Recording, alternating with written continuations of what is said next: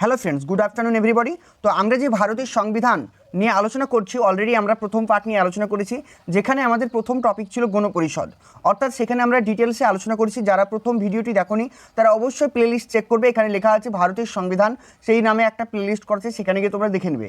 এছাড়াও ভিডিও ডেসক্রিপশনে তোমরা সেই লিঙ্কটা পেয়ে যাবে, সেখানে ভিজিট করে প্রথমে তোমরা ওই ভিডিওটা দেখবে, কারণ ওই ভিডিওতে ডিটেলসে আলোচনা করা হয়েছে। তারপরে এমসিকিউগুলো করবে, দেখবে তোমরা নিজেরাই এমসিকিউগুলোর আনসার করতে পারছো, তখন দেখবে মনের মধ্যে কেমন যেন একটা অদ্ভুত আনন্দ তোমরা ফিল করতে পারছো। আর আশা করছি এগুলো তোমরা কমপ্লিট করলে যে কোনো গ্রুপ ডি, গ্রুপ সি এবং প্রাইমারি টেটের ক্ষেত্রেও কিন্তু তোমরা কমন পেয়ে যাবে। তাহলে চলো আজকের আমরা ভিডিওটি শুরু করি।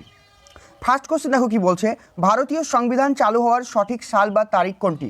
অর্থাৎ ভারতীয় সংবিধান কবে কার্যকর করা হয়, এটাই কিন্তু আমাদের কাছে জানতে চেয়েছে। এখানে আমাদের সঠিক আনসার কী হবে? অপশান কি? অপশান হচ্ছে কি ডি, 26শে জানুয়ারি 1950 সাল। 26শে জানুয়ারি 1950 সালে কী হয়েছিল? যে ভারত সংবিধানকে কার্যকর করা হয়েছিল। অপশান ডি হবে এটার সঠিক আনসার। নেক্সট কোশ্চেন বলা হচ্ছে 1946 সালে গণপরিষদের প্রথম সভায় সভাপতিত্ব কে করেছিলেন? তো তোমরা প্রত্যেকেই জানো, যারা প্রথম ভিডিওটি দেখেছো, আমি সেখানে বলেছিলাম যে গণপরিষদের প্রথম সভা হয়েছিল কবে? গণপরিষদের প্রথম সভা হয়েছিল 9 ডিসেম্বর। কবে? 9 ডিসেম্বর 1946 সালে। এই যে অধিবেশনটা হয়েছিল, এই অধিবেশনের প্রথম সভাপতি বা হচ্ছে প্রেসিডেন্ট কে ছিল? সচ্চিদানন্দ সিনহা। কেন সচ্চিদানন্দ সিনহাকে প্রথম প্রেসিডেন্ট করা হয়েছিল? কারণ তিনি ছিলেন ওই কনস্টিটিউয়েন্ট অ্যাসেম্বলির মধ্যে সবথেকে সিনিয়র মোস্ট মেম্বার। কিসের জন্য? কারণ তিনি অনেক বৃদ্ধ ছিলেন বা সিনিয়র ছিলেন, তাকে শ্রদ্ধা করার জন্য, তার প্রতি শ্রদ্ধা দেখাবার জন্য তাকে কিন্তু প্রেসিডেন্ট করানো হয়েছিল। অর্থাৎ তারিখটা কত? 9 ডিসেম্বর 1946। ঠিক আছে, এই দিনটা কিন্তু মনে রাখবে। নেক্সট কোশ্চেন দেখো কি বলছে, কাকে ভারতের সংবিধানের স্থপতি বলে মনে করা হয়? খুব important, doctor B R. Ambedkar. Doctor B R. আম্বেদকরকে বলা হয় ভারতের সংবিধানের রূপকার বা ফাদার অফ ইন্ডিয়ান কনস্টিটিউশন বলা হয়, বা সংবিধানের স্থপতি বলা হয়। Option B, B R. Ambedkar. Option B হবে এটার সঠিক আনসার।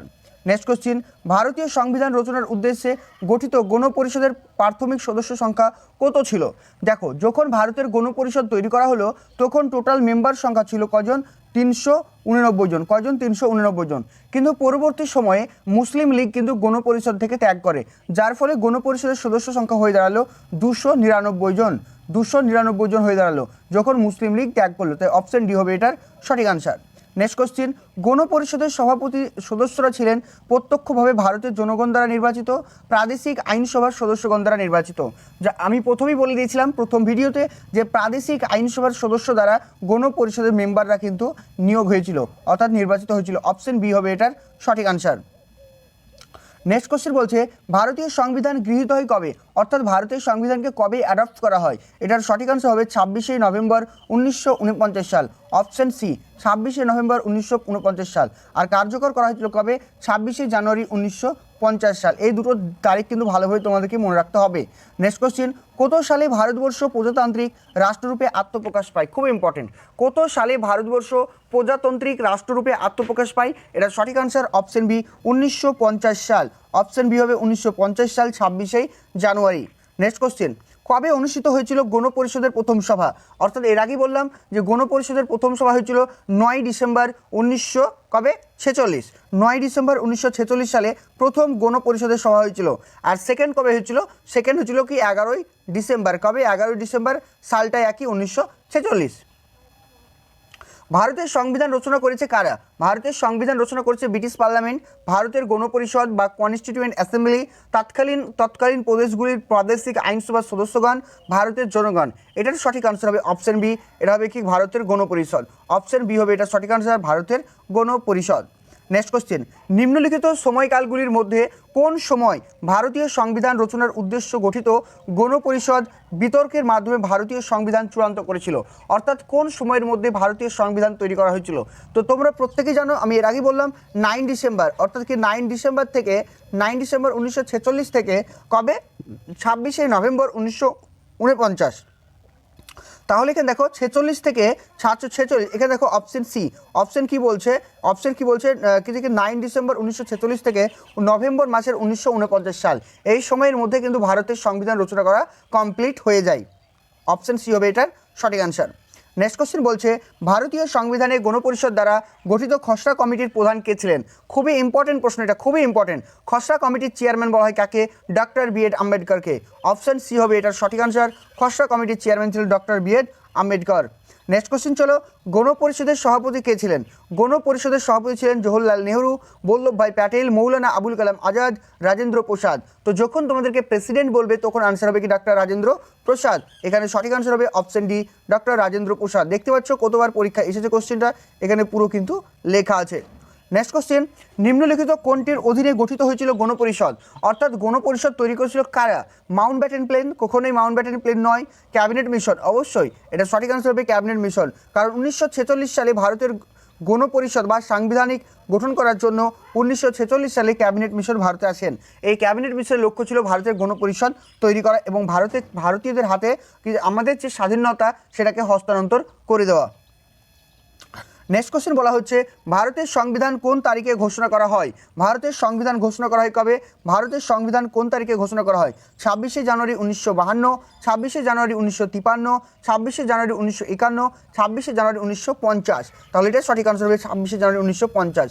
দেখো বন্ধুরা, এইখানে যদি এই অপশানটা না দিয়ে দিত যে 1947 সাল 15 আগস্ট, তাহলে বেশিরভাগ ছাত্রই কিন্তু 1947 সালে 15 আগস্ট করতো, কিন্তু সেটা কিন্তু সঠিক আনসার নয়। সঠিক আনসার হবে 26শে জানুয়ারি 1950। এই কোশ্চেনটার আনসারটা তোমরা ভালোভাবে মনে রাখবে। নেক্সট কোশ্চেন বলা হচ্ছে ভারতের শাসনতন্ত্র নিম্নলিখিত কোন দিন থেকে কার্যকর করা হয়েছিল? ভারতের শাসনতন্ত্র কার্যকর করা হয়েছিল কবে থেকে? এটাও সঠিক আনসার 26শে জানুয়ারি 1950। তাহলে দেখতে পাচ্ছ একটা কোশ্চেন কতভাবে ল্যাঙ্গুয়েজ চেঞ্জ করে করা হয়েছে। তো প্রত্যেকটা জিনিস তোমাদের কাছে খুঁটিনাটি আলোচনা করলাম। তারপরে নেক্সট কোশ্চেন দেখো, বলা হচ্ছে গণপরিষদের মোট কতজন সদস্য দেশীয় নৃপতির দ্বারা মনোনীত হয়েছিল? খুবই ইম্পর্টেন্ট, কতজনকে মনোনীত করা হয়েছিল? ওনলি 93, 93 জনকে কিন্তু মনোনীত করা হয়েছিল। কতজনকে? 93 জনকে মনোনীত করা হয়েছিল। অর্থাৎ দেশীয় রাজ্য থেকে মনোনীত হয়েছিল কয়জন? 93 জন দেশীয় রাজ্য। আর প্রাদেশিক আইনসভা দ্বারা আইনসভা থেকে কতজনকে মনোনীত করা হয়েছিল বা নির্বাচিত করা হয়েছিল? তোমরা অবশ্যই কমেন্ট সেকশনে সেটা আমাকে জানাও। প্রাদেশিক আইনসভা থেকে কতজনকে করা হয়েছিল, আর প্রাদেশিক রাজ্যগুলি থেকে কত হয়েছিল, আর দেশীয় রাজ্যগুলো থেকে করা হয়েছিল 93 জন। তাহলে তোমরা অবশ্যই কমেন্ট সেকশনে জানাও যে প্রাদেশিক আইনসভা থেকে কতজনকে অ্যাপয়েন্টমেন্ট করা হয়েছিল বা নির্বাচিত করা হয়েছিল, কারণ আমরা এগুলো কিন্তু অলরেডি প্রথম এপিসোডে আলোচনা করেছি। নেক্সট কোশ্চেন বলছে গণপরিষদ গঠনের জন্য নির্বাচিত কবে অনুষ্ঠিত হয়েছিল? গণপরিষদ গঠনের জন্য নির্বাচন কবে হয়েছিল? মার্চ মাসের 1946, এপ্রিল 1946, নভেম্বর 1946, ডিসেম্বর। তাহলে তোমরা প্রত্যেকেই জানো কবে হয়েছিল। তাহলে এটা সঠিক আনসার হবে অপশন এ। এটা সঠিক আনসার হবে কি? Option A. কি বলছে এখানে? গণপরিষদ গঠনের জন্য নির্বাচন কবে অনুষ্ঠিত হয়? অর্থাৎ নির্বাচন হয়েছিল 23শে মার্চ 1946 সাল। ডেটটা মনে রাখবে, 23শে মার্চ।